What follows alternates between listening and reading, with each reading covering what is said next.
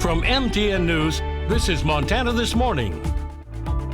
So for every dollar, 85 cents leaves the reservation. Accessible, healthy food, how nonprofits are coming together to help the Crow Reservation in the midst of a food desert.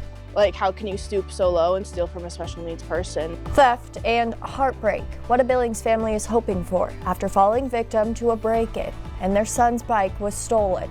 Billings really is the economic center for our state. Plus, economic growth, seen firsthand how business leaders toured progress in Billings from one end of the city to the other.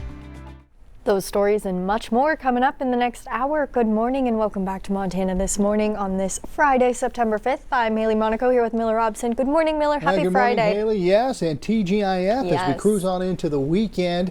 Boy, it feels pretty good out there right now. Yeah, a little chilly for me, but little auto. I know.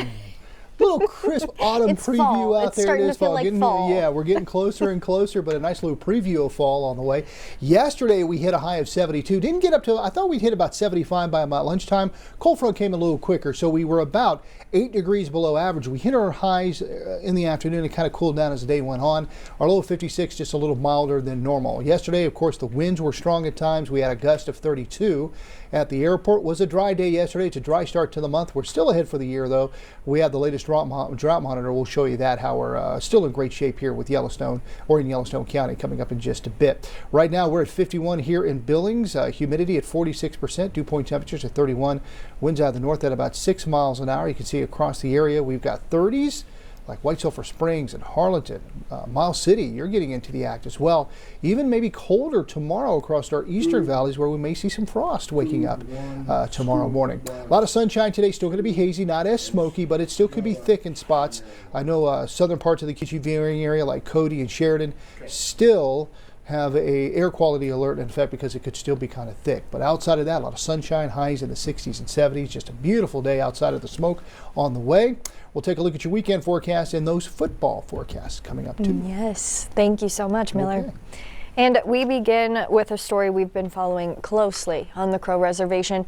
For most of us, getting food seems easy with a 5-minute drive to the grocery store.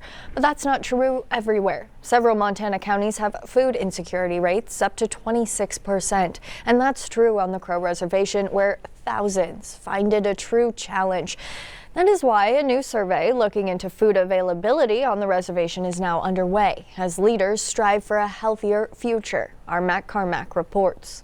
Finding food on the reservation is no easy task. If you look around Crow Agency, there's not a lot of food access to food. So for every dollar, 85 cents leaves the reservation. Here at Crow Agency, the Monaco gas station is one of the few places to go for local food. So next time you go to a gas station, look at what you have available, and especially rural gas stations. Most gas stations are filled with sugary or salty snacks, almost nothing fresh, and all of it is pretty pricey, leaving residents of this small community with nothing but bad choices. We have to travel. Many, like she said, don't have that right to travel, and they don't even have the gas money at times, so demographic incomes really do impact our food systems here. We just can't simply go to Lowe's and go pick up something, or go to Walmart, or to go to Costco. Crow Agency is classified as a food desert, which means local restaurants like this are few and far between when it comes to finding hot and fresh meals. This is a new thing because we've been eating processed fats, and it's just compromised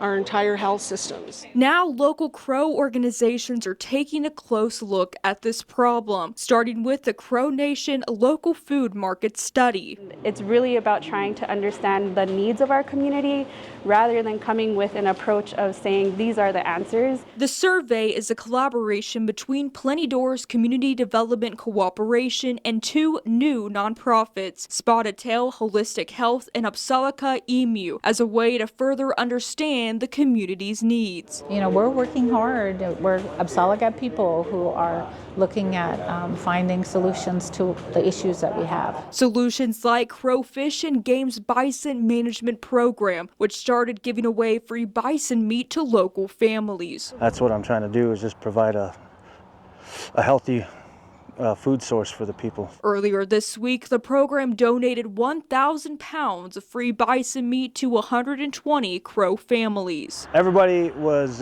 blown away and super appreciative. Local leaders know finding healthy, affordable food is a problem that can be solved when communities come together. Many hands make light work, and so I'm hoping that's what we can do. In Crow Agency, Matt Carmack, MTN News.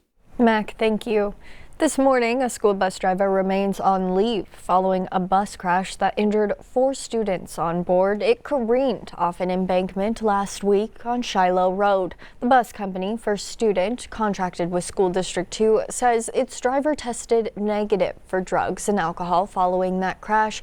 Montana Highway Patrol cited the driver for careless driving. Their investigation shows the tire popped when the bus crashed with the guardrail. Crews responded to the crash at around 2 p.m. that day as the bus was transporting children from the Yellowstone Boys and Girls Ranch. The driver told authorities he suffered a blown tire. Children reportedly hit their heads as the bus crashed down into a ditch and smashed into a tree. In a developing story this morning, a Billings family is left shaken and frustrated after thieves break into their garage. Among the stolen items is a bike with a story. It's the one their son rode in the Special Olympics. Now the Larsons are speaking with our Charlie Kleps, hoping someone will come forward and bring the bike back. And this is where that crime happened, as the suspects broke into that garage and ended up stealing the specifically designed bike, leaving this family frustrated and confused. Came across, went up through here. When Lloyd Larson woke up last Friday, he knew something was wrong. The next morning when I came out, then they busted out that window. This window, broken, now boarded up, a sign that someone was in his garage. For them to be in the garage and us not even know, it's like we're kind of violated in a way. A frightening realization for the whole family. And then Lloyd noticed some of their belongings were missing. His bike was gone. Most important among the stolen items, his autistic son Lance's 3-wheel bike. Because this bike in particular helps me balance. The adaptive tricycle is designed for someone just like Lance, who needs a little extra help doing what he loves. I pretty much just use it for like Special Olympics and get some help me get some medals. A maddening situation for Lance's protective family. Just stealing from him, knowing that he's probably special needs with that kind of bike. Like, how can you stoop so low and steal from a special needs person? The Larsons believe the suspects took off down Orchard Lane after obtaining these blurry images from a nearby business and filing a police report. When they catch these people, which they need stiffer punishment for them. The family says a new bike would cost around $550, even though they say the cost isn't their concern. It's something he enjoys to do in the springtime, and he competes with Special Olympics for that, and that brings him a lot of joy. So it's more than just you stole the bike. It was kind of a little heartbreaking for that. In Billings, Charlie Kleps, MTN News. Charlie, thank you. We turned to the developments on Capitol Hill yesterday. It was heated and tense hearing in Washington as both lawmakers on both sides of the team took aim at Robert F. Kennedy Jr. The president's health secretary was criticized over several topics, mainly his agency's approach to vaccines. Kennedy has fired and replaced all 17 members of a key CDC vaccine advisory panel, which is set to meet later this month to discuss vaccine recommendations. Last month, the FDA limited access to the COVID vaccine to those over 65 or with underlying health conditions. Those decisions led to a lengthy exchange Thursday afternoon between Kennedy and Senator Elizabeth Warren. Will you tell America that all adults and all children over 6 months of age are eligible to get a COVID booster at their local pharmacy today? Anybody can get the booster. Anybody is eligible to get a booster by just walking into the pharmacy. It's not recommended for healthy people. No. If you don't recommend, then the consequence of that in many states is that you can't walk into a pharmacy and get one.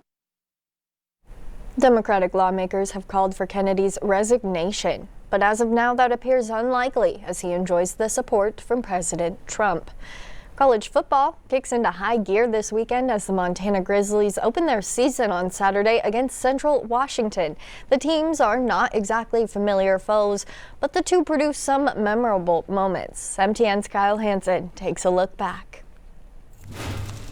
The Montana Grizzlies have met Central Washington just 3 times in their history, and 2 of those games have been plenty memorable for 2 opponents that rarely see each other and reside in different divisions.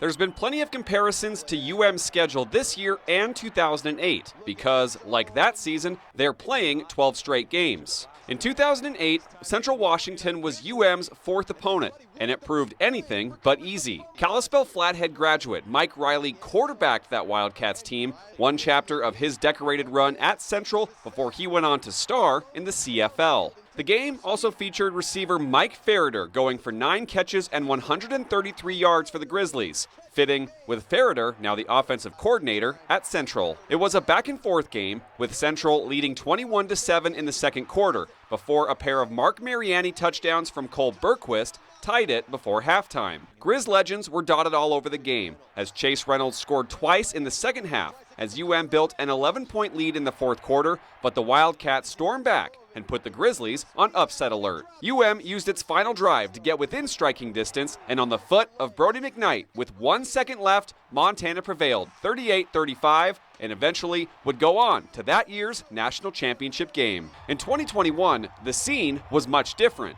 The COVID-19 pandemic had wreaked havoc on the globe, and Montana opted out of the 2020 football season, instead choosing to play 2 games in April of 2021, the first of which featured a meeting once again with the Wildcats. Attendance was limited for the game, and April in Montana proved to be not much different than December, and from the jump, Montana outmatched Central Washington, and future stalwarts made their first marks in the game, including a return from injury from all-time great Samuel Akem. The game was lined with stars of the current generation, including Keelan White and Xavier Harris, both who scored their first career touchdowns. Patrick O'Connell and Dylan Cook, both who are still in the NFL, were all over the game, and many more were in the mix as the Grizzlies won 59-3. That was the last time these 2 programs met, and now are set to settle it between the lines again on Saturday at 6 p.m. at Washington Grizzlies Stadium. Reporting in Missoula, Kyle Hansen, MTN Sports.